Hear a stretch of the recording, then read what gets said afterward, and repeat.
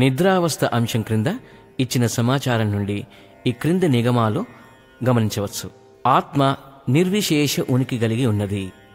ఈ ఉనికి ఏకరూపము. ఆత్మ ఏకరూపమైన జ్ఞాన స్వరూపముగానే ఉన్నది. ఆత్మ ఏకరూపమైన సుఖముగానే ఉన్నది. ఆత్మ నిరుపాధికము, నిరవయవము, అసంగము. ఆత్మ ఉనికి జ్ఞాన సుఖ స్వరూపమైనది.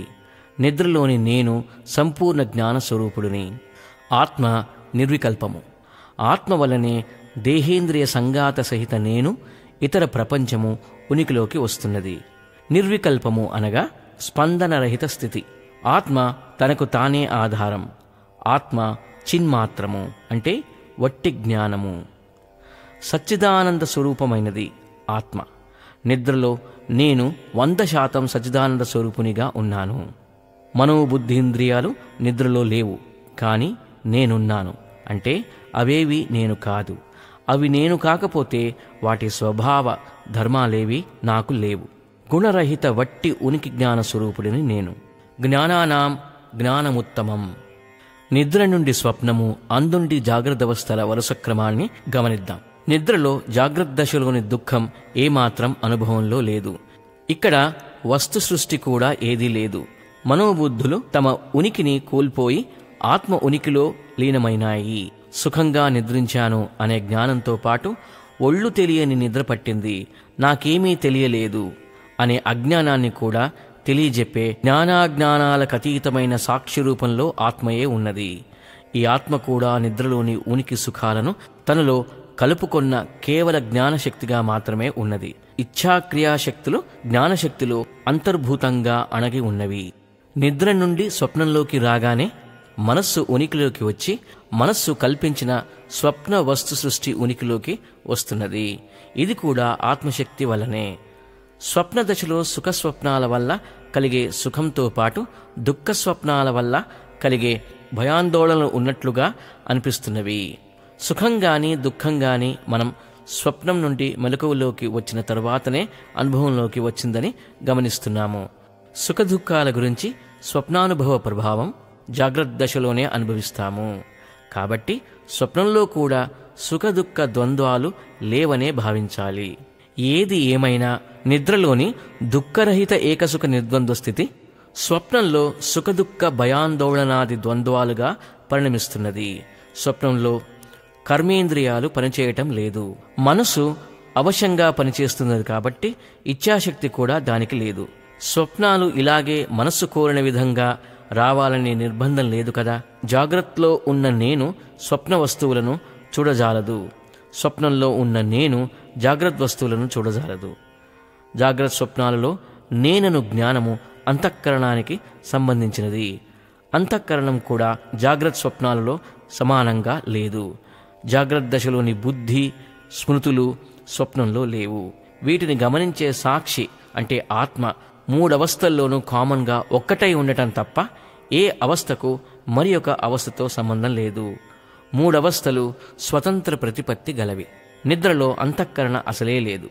జాగ్రత్తలో స్వప్నంలోని మనసుకు తోడుగా జ్ఞానేంద్రియ కర్మేంద్రియాలు ఉనికిలోకి రాగానే ఇవన్నీ కలిసి సర్వ బాహ్యాంతర జగత్తును ఉనికిలోకి తెస్తున్నవి.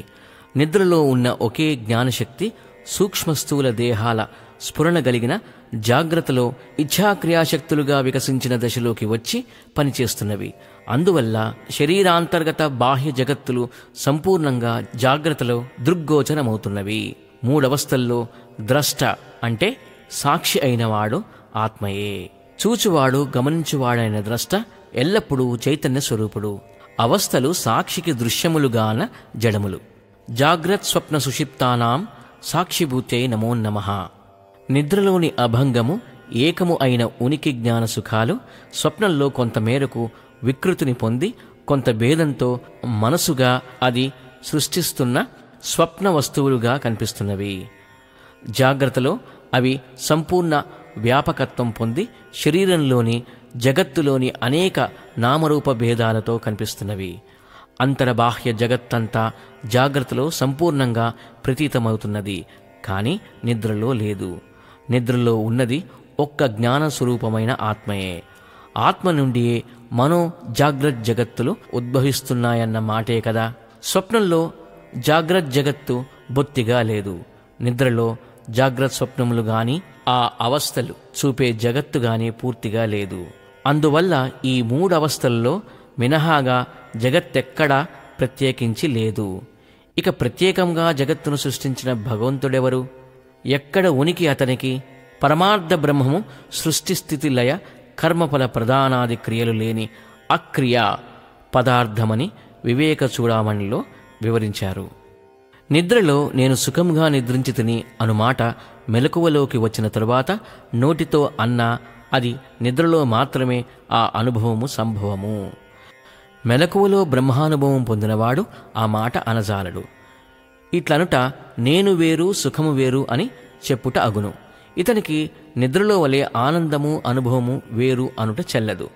నిద్రలో వలెగాక జ్ఞాన అజ్ఞానములను ద్వంద్వములకు అతీతమై వాటిని సాక్షిగా గమనించు ఏకజ్ఞాన స్వరూపముగానే, అలాగే ఉనికి గలవానిగా కాక ఉనికియే తాననుట. అట్లే నిత్యజ్ఞాన స్వరూపముగు బ్రహ్మానందమును అనుభవించుట అనగా ఆనందము వేరు ఆనందమును అనుభవించు తాను వేరు అని చెప్పుటగాక ఆనంద స్వరూపమే తాననుట.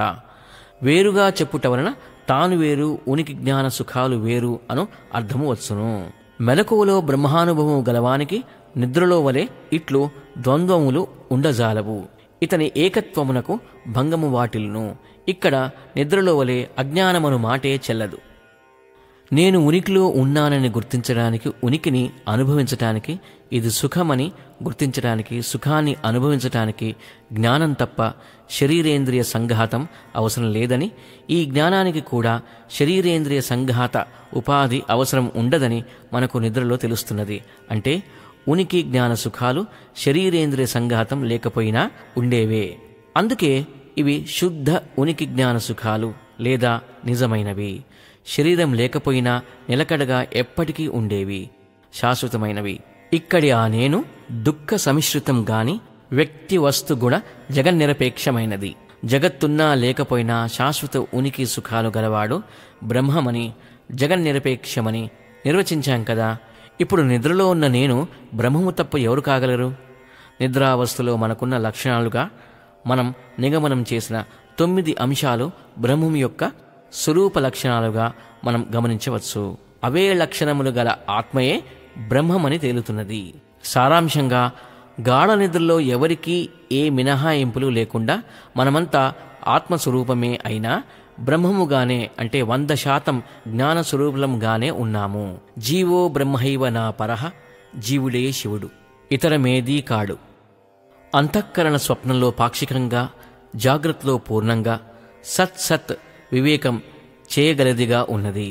అంతఃకరణ సహాయంతోనే స్వప్న జాగ్రత్తలలోని పదార్థాలు దృశ్యమానములవుతున్నవి.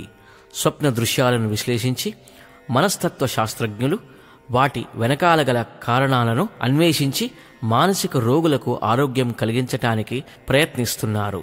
ఇతర సైంటిస్టులందరూ జాగ్రత్త ప్రపంచంలోని దృగ్విషయాలను గమనించి వాటికి వెనుకగల కారణాలను అన్వేషించి అపారమైన శాస్త్ర విజ్ఞానాన్ని పోగుచేసి మానవాళి భౌతిక సుఖ సౌఖ్యాలను, అలాగే అణుబాంబులు, అణు రియాక్టర్లు మొదలగు ఎప్పుడు పేలుతాయో అనే భయాందోళనలకు కూడా దోహదం చేస్తున్నారు.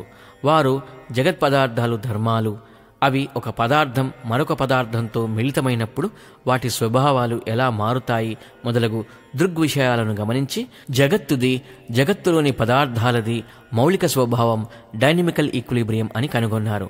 తమకింత జ్ఞానాన్ని లభింపజేస్తున్న అంతఃకరణాన్ని దేని సహాయంతో తెలుసుకోగలరో, దాని వెనకాల గల ఏ శక్తి సహాయంతో అది పనిచేస్తున్నదో చెప్పమని వారిని అడగండి.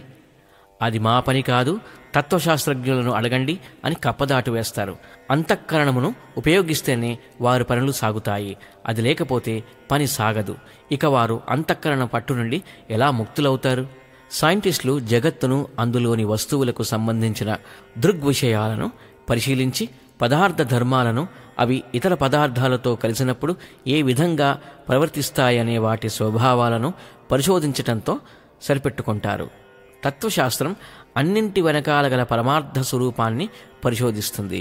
తత్వశాస్త్రం జీవ జగదీశ్వరులు మూడింటి స్వభావ ధర్మాలను పరిశీలించి వాటిని వదిలివేసి మూడింటికి గల మౌలిక స్వరూపంగా ఈ మూడు దేనిలోకి పరిణమించునో all three reduce to one real entity, అది అన్నిటికీ కలిపి నిగమనం చేసిన పరమార్థంగా నిర్ధారిస్తుంది. ఈ పరమార్థం కూడా లోగడ మనం చెప్పుకున్నట్లుగా అనంతంగా విస్తారం చెందిన, ఇంకా చెందుతూనే ఉన్న ఎక్స్పాండింగ్ యూనివర్స్ జగత్తును పరిశోధిస్తే తేలే విషయం కాదు. అయినా సైంటిస్టులు ఆ పరమార్థాన్ని జగత్ పరిశీలన ద్వారానే తేల్చాలని theory of everything, theory of something, string theory, ఇంకా అధునాతనంగా రాబర్ట్ లాంజా గారు ప్రతిపాదించిన stem cell biocentric quantum theory మొదలగు సిద్ధాంతాల ద్వారా కుస్తీ పడుతున్నారు. చివరికిప్పుడు 2023 సంవత్సరానికి ఫిజిక్స్లో నోబెల్ బహుమతి అందుకున్న ముగ్గురు సైంటిస్టులు అలన్ ఆస్పెక్ట్, జాన్ క్లాజర్ మరియు ఆంటోన్ జెలింగర్ భారతీయ తత్వశాస్త్రం చెబుతున్నది, మనం ఈ పుస్తకంలో చర్చించి నిగ్గు తేల్చినది అయిన అద్వైత సిద్ధాంతాన్నే రుజువుపరిచే విధంగా వారి సిద్ధాంతాన్ని ప్రతిపాదించారు.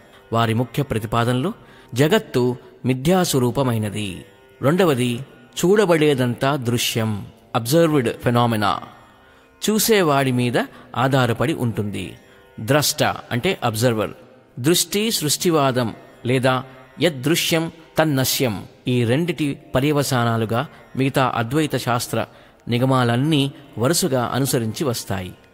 మరికొంత వివరముగా మనము వచ్చే ఎపిసోడ్లో ఈ విషయాల గురించి మాట్లాడుకుందాం.